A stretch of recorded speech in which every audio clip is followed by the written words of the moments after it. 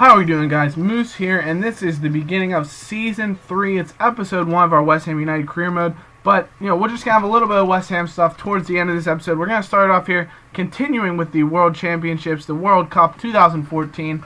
United States here, our final match in our group stages, playing Uruguay. We came away with a win against France 1-0, and then a 1-1 draw with Bulgaria in the last episode. So here, if we can get a win here against Uruguay, obviously we'll be straight through, not a problem there. You see they drew with France and beat Bulgaria, so they're currently top of our group table. And if you take a look here, we're going to look at the group table in just a moment.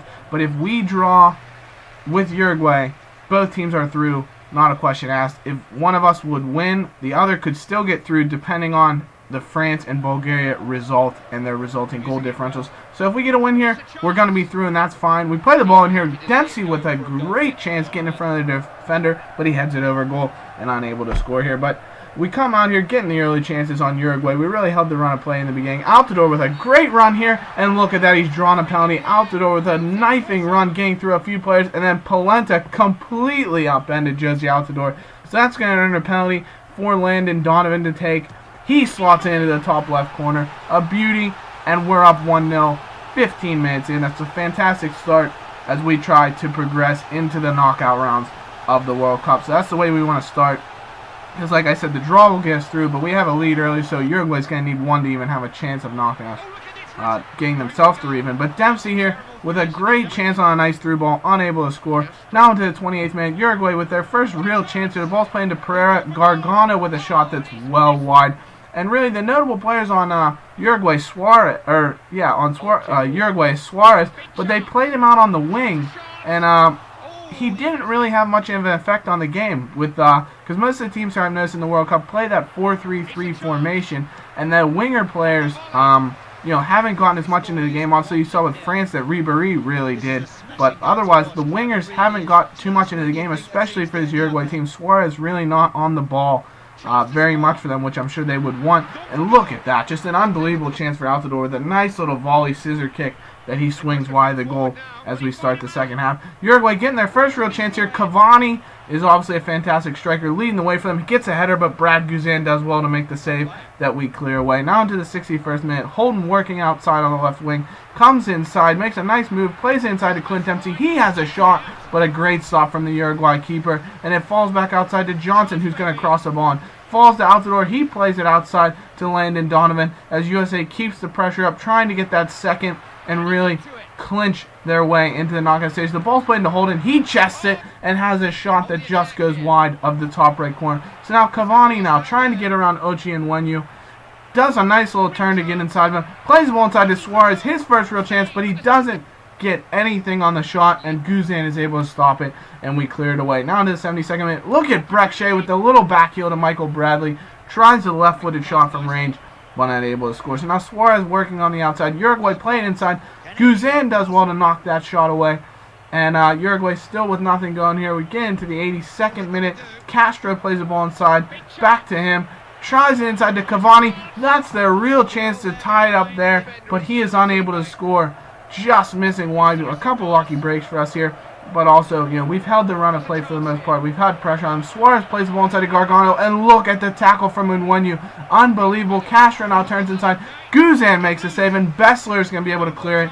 The replacement for Gonzalez. And United States, a 1-0 victory on Landon Donovan's penalty in the 15th minute.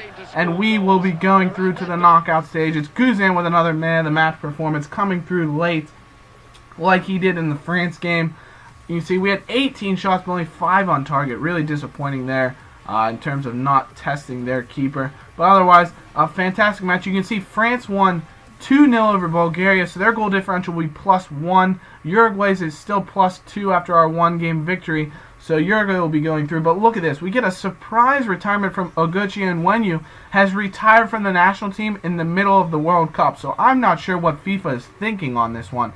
Getting rid of our top center back, and our only starting center back that was remaining with Gonzalez's injury, and he's retired middle of the World Cup. It doesn't make any sense to me, so we're going to have to scramble to find a replacement for him. So that's terrible to see. But as you can see, the fans are happy with how the United States have progressed through the World Cup, winning our group even with 7 points. So that's fantastic for us to see. to be getting through in this episode to progress through. But the next thing we're going to do here, we've won Group B. Like I said, Uruguay will go through.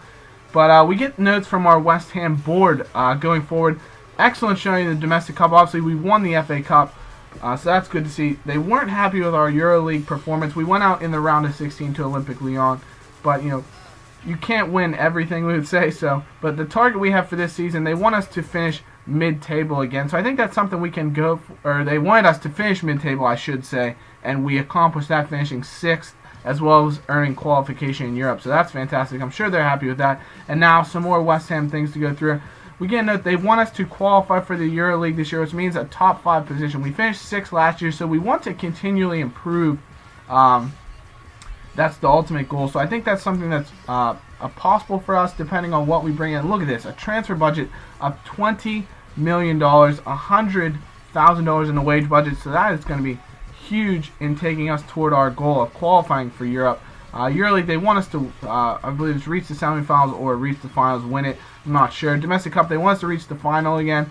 As you can see, so we have some significant things that they want us to do here. And now we get some transfer offers as the transfer window is obviously open. We get a couple for Jack Butland. He's not going anywhere. There's not a question. He's our goalkeeper of the future, 21 years old, continually improving, in excellent form. So he is going to be continuing here no matter what the offer here. So we reject a couple offers for Butland. And as you can see, we get one last look at that transfer budget, $20 million. There's, hopefully something we could do with that to bring in some more improved players to the squad. We're going to deal more with that in this next episode. We also get a few more transfer offers as we move towards the end of this. We get an offer for E.K. Weber, who was our unhappy backup goalkeeper. Unhappy he wasn't getting any games. We just signed him off the free agents really just to be the backup. And we hoped he would understand that. But we're going to give Leeds United a counter offer here of $1.5 million. If they go with that, I'm happy to let him go. We can pick up a free transfer backup goalkeeper. We get an offer here from Bayern Leverkusen for Matt Jarvis, who was just fantastic for us last year. Look at his value from the executive, the 12.8 to 16.1 million. They come in with 10.5, so we're going to reject that. We're not in any interest of getting rid of him. And also Barcelona come forward for Lacazette, who was a revelation for us offensively last year. Not a chance he's leaving. He's our top goal scorer. How would it look if we get rid of our top goal scorer? That's not going to happen. You can see moving forward here, we get a response that Leeds have decided to match our offer for Weber, so that's just a little bit more money if that goes through that we're going to have to go towards the next, buying some players. But we get an offer for Malaga for $9 million for Vorsa. I countered it with 15 here, but it gets me thinking, what Vorsa brought to the team and, ways we could get even more money if there are any players we want to sell and things like that. But like I said, that'll get into the next episode. We get some more offers for Butland and Jarvis. They're not going anywhere. There's not a question that they're going to be staying with the club for this next season. Even Barcelona come forth for Jarvis with a $12 million offer, but we're not going to go through with that. Not having it, certainly not. And we have that. You can see Malaga, our one counter offer we had, they don't believe Vorsa's worth $15 million, which to be honest I don't either. We just went for that to try and get some money. But we look at the groups to end it here. Germany and Belgium have gone through in Group A. United States and Uruguay from Group B. Netherlands and Czech Republic from Group C. So far, pretty realistic teams that have gone through. Surprised that France were unable to with the squad. They had Brazil and Northern Ireland got through, surprisingly, into the next round. England and Egypt on goal differential. Italy and Mexico in what I thought was the toughest group with the Ivory Coast as well in there. Spain and Cameroon get through on group differential, or goal differential, from their group. And Argentina and Russia in the final group. So that's the clubs we have going through. And the last thing we're going to look at here is the tournament tree. You can see a few games in the round of 16 have already taken place. Germany, the Netherlands, England, and Spain are through. And look at that, top right corner, we will be facing Belgium in the round of 16. So definitely going to be a tough matchup. They have a fantastic squad. Witzel, Fellaini, Benteke, all kinds of players. So we'll see that in the next episode, guys. Hope you've enjoyed it. Bye-bye.